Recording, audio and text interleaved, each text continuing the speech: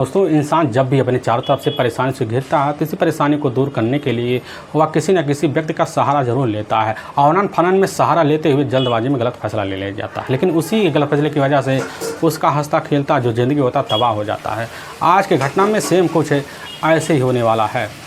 एक व्यक्ति अपनी ज़िंदगी खूबसूरत बनाने के लिए वह बड़ा ही खतरनाक फैसला लेता है और उसी फैसले की वजह से उसको जो ज़िंदगी होती है हमेशा हमेशा के लिए एक ऐसे ताक पर रखा जाती है जिसकी वजह से हमेशा हमेशा के अपने परिवार सहित जेल के सलाखों के पीछे पहुंच जाता है। लेकिन जब सच्चाई लोगों के सामने आता है, इससे सुनकर लोग हैरान और परेशान भी हो जाते हैं। आखिर क्या था इस घटना में, इस घटना में क्या हुआ, इस घटना की आप पूरी तरह तक सच्चाई जानने के लिए इस वीडियो को आप लास्ट तक जरूर देखिएगा। नमस्कार दोस्तों, मैं प्रदीप कुमार आपको इस क्राइम ऐसे कैसे चैनल पर मैं स्वागत करता हूं। दोस्तों आज की जो सच्ची घटना है या घटना सुनाने से पहले मैं आपसे एक छोटा सा रिक्वेस्ट करना चाहता हूं, क्योंकि आप अगर इस चैनल पर नए हो, पहली बार हो, तो एक बार जाकर अपने इन्हीं प्यारे हाथों से आप इस चैनल को सब्सक्राइब और लाइक और शेयर ज़रूर करें, जिसकी वजह से आज का जो वीडियो है काफ़ी लोगों तक पहुँचाया जा सके और इसके लिए हम आपके तहे दिल से शुक्रगुजार रहेंगे। दोस्तों आज की जो सच्ची घटना है यह घटना है ठीक उत्तर प्रदेश और उसी में ही लखनऊ जाना माना उत्तर प्रदेश के राजधानी में पड़ता है और उसी में विजयनगर पुलिस थाना पड़ता है।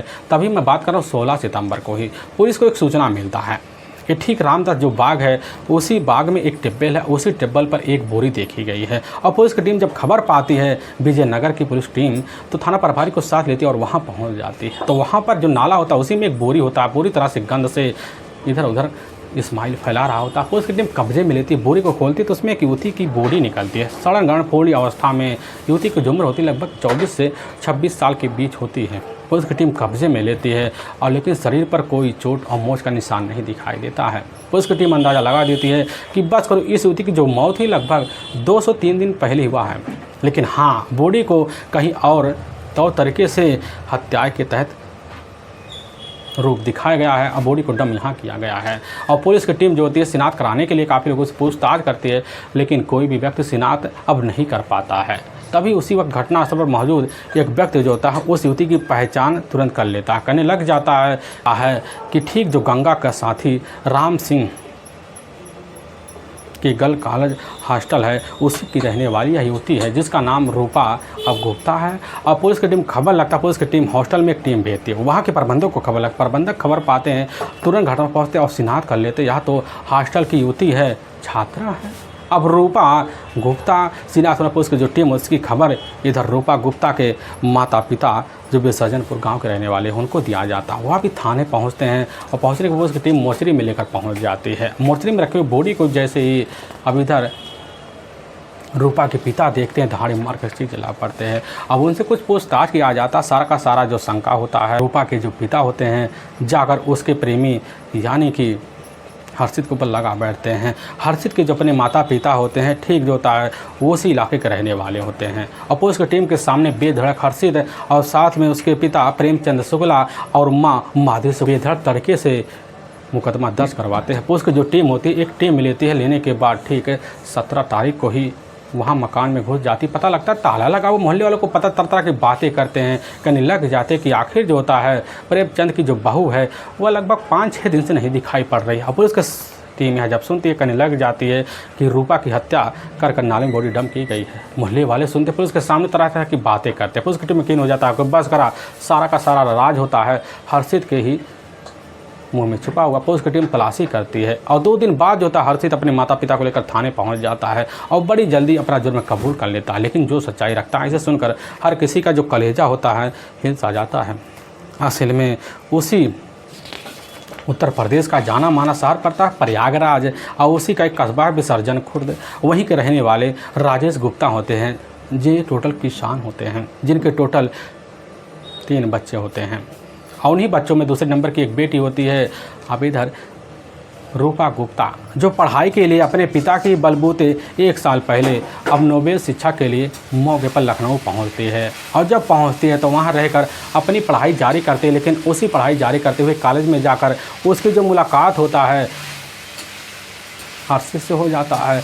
हर्षित ठहरा अपने माता पिता के इकलौता बेटा, रंग रूप का ही काफ़ी हटकर का काफ़ी शिक्षित होता है, जिसकी वजह से बड़ी जल्दी अब रूपा गुप्ता से दोस्ती का हाथ बढ़ा लेता है और शुक्ला गुप्ता होने के नाते दोनों अपने रिश्ते को एक बार बनाने में संकोचते भी हैं और बार बार अपने व्यवहार को बदलते हैं। लेकिन पूजा जो थी पूरी तरह से बड़ी जल्दी अब इधर हर्षित के प्यार में पड़ जाती है। दोनों के बीच दोस्ती फिर जो होता है घूमना फिरना चालू हो जाता है। अब यह सिलसिला चलते चलते लगभग कई महीनों का जब वक्त बीतता है तो हर्षित को आभास होता है कि आखिर पूजा के साथ हमें अपनी रंग रूप दिखाना पड़ेगा। एक दिन खुद हर्षित पूजा के पास पहुँचता है और संबंध बनाने की मांग करता है और जब मांग करता है तो रूपा इनकार कर शादी के पहले कुछ नहीं हो सकता है। लेकिन वह हर्षित ठान लेता है कि जब हमारी शादी हो जाएगी तब तो हमारे रिश्ते पनपेंगे। यही सब सोच साच कर हर्षित जो था उसी तरह ठान के बैठ जाता, पूजा को अपनी बातों में उलझाता और ले जाकर एक मंदिर में तौ तरह की शादी कर लेता और घर पहुंचता है तो इधर चंद्र प्रकाश जब देखते हैं तनस रह जाते, लेकिन अपने बेटे होने के नाते अपने घर में मौके पर एक ही कमरा दिला देते हैं और वहीं पर पूजा और हर्षित दोनों रहना शुरू कर देते हैं। लेकिन घर में सास ससुर की सेवा पानी करने में बेहतर तरीके से कोशिश करती सोच लेती है कि बड़ी जल्दी कैसे न तैसे कर पूरे परिवार वालों का घर जीत लिया जाए ताकि हमें इस घर में बहू का दर्जा मिल जाए। यही सब सोच साच कर घर में सास ससुर और यहाँ तक कि ननद की सेवा पानी करना शुरू कर देती है। लेकिन अब इधर रूपा की जो अपनी सासू माँ होती है पूजा को हमेशा के लिए अपने घर से निकालने का फैसला लेती है और पूजा के ऊपर दबाव मारती है। दबाव के वजह पूजा परेशान हो जाती है और तभी ठीक जो होता है पूजा अपने सासू के दबाव की वजह से जो होता है अब इधर जाती है ठीक गंगा खेड़ा के ही जो राम सिंह गर्ल हॉस्टल उसी में जाकर रहने लग जाती है। वहीं से रहकर पढ़ाई भी करती है। लेकिन इसकी जो खबर होता है हर्षित को लगता मनाने के लिए पहुंचता है, लेकिन इधर अब रूपा मानने को कतई तैयार भी नहीं होती है, बार बार जिद करती नहीं जाएंगे। लेकिन इधर हर्षित के ऊपर दबाव पड़ता है कि पूजा को अपने रास्ते से निकाल फेंको। लेकिन हर्षित भी समझ जाता है कि अब तो समय ख़त्म है, अब पूजा को भी निकाल फेंकना चाहिए। और उसी वक्त पूजा के पास होटल पहुँच तक लग जाता है कि हमारी स्कूटी और हमारे अंगूठी हमें वापस कर दो। और पूजा यह बात जब सुनती है यानी कि रूपा तो उसी समय सनस रह जाती है और झगड़े तकरार होता है। लेकिन इधर 3 हफ्ते अब पूजा जो होती है हर्षित से फ़ोन पर बात करना बंद कर देती है, जिसकी वजह से हर्षित पूरी तरह से पूजा से मिलने के लिए पागल सा हो जाता है। और जब पागल सा हो जाता है तो बड़ा ही खतरनाक फैसला भी लेकर बैठ जाता है कि अब मुलाकात कर देंगे पूजा के साथ और दोबारा मुलाकात कभी नहीं होगा। और रूपा के साथ मुलाकात करने के लिए प्लान बनाता है और ठीक 12 सितंबर साल 2022 का ही और जब वक्त होता है तो उसी वक्त जो होता है खुद रूपा के पास कॉल करता कहने लग जाता कि हमारे कमरे पे आ जाओ, हमारे माता पिता रिश्तेदार में गए हुए हैं। और रूपा जब यह बात सुनती मना कर जाती है, कहने लग जाती है कि तुम्हारे बीच अब रिश्ते ख़त्म हो चुके हैं, क्योंकि हमारे सपोर्ट में ना तुम खड़े हुए ना तुम्हारे माता पिता खड़े हो रहे हैं, तो आखिर हम किसके लिए अब पत्नी बने। ये सब सोच साच कर हर्षित उसी समय खुन्नस खाए बैठ जाता है और कैसे ना तैसे कर अपनी बातों में रूपा को उलझाता। रूपा तैयार हो जाती है उसके कमरे पर आने के लिए और जैसे रात 8 बजे का टाइम होता है तो रूपा अपना स्कूटी लेती है और लेने के बाद मोहल्ले में पहुंचती है जहां पर हर्षित रहा करता था और पहुंचती है कमरे में घुसती है। चाय पानी की व्यवस्था पहले से कर हर्षित रखता है और चाय पानी तो पिलाता है, लेकिन उसी बीच जो होता है चाय की व्यवस्था भी करता है। हाँ, उसी में करने के बाद काफ़ी सारी नींद की गोलियां मिला देता है और मिलाने के बाद खुद पावर की सेवन करता है और पावर की गोली सेवन करने के बाद रूपा के साथ अनैतिक संबंध बनवाता है। लेकिन रूपा को जब होश आता है तो उसी बीच दोनों के बीच झगड़े तकरार शुरू हो जाते हैं और इसी बीच जो होता है हर्षित का दोनों हाथ रूपा के गले पर पहुँच जाते हैं।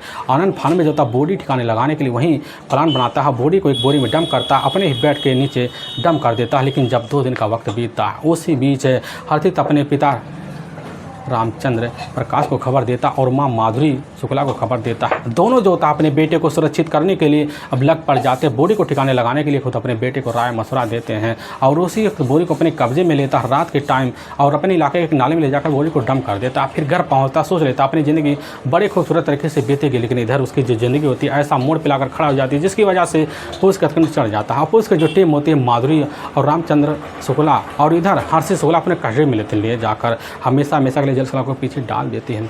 दोस्तों, हमें इस घटना का सुनाने का जो उद्देश्य है किसी के दिल को ठेस पहुंचाना नहीं है, बल्कि आपको यह बताना कि आप जहां भी रहें आप सावधान और सतर्क जरूर रहें। फिर मिलेंगे एक नए वीडियो के साथ, तब तक के लिए जय हिंद, जय भारत।